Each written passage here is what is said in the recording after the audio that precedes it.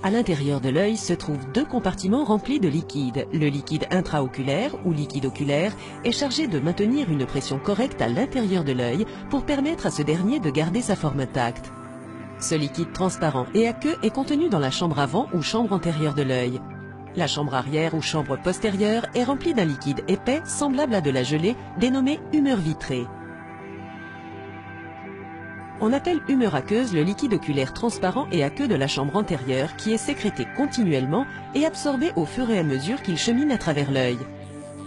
Ce liquide est sécrété à proximité du cristallin avant de passer dans la chambre antérieure de l'œil, puis de s'écouler dans le système veineux par l'intermédiaire d'un petit canal de drainage.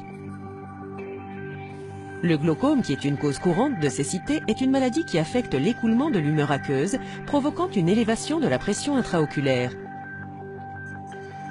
Il existe de nombreux types de glaucome et de nombreuses causes.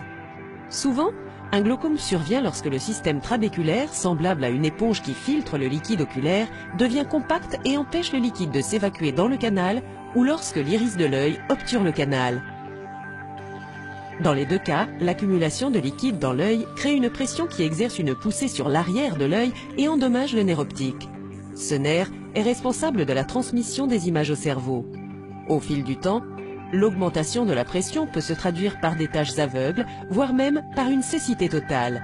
Un traitement approprié permet d'interrompre ou de ralentir la progression de la maladie mais ne peut pas restaurer la vision perdue.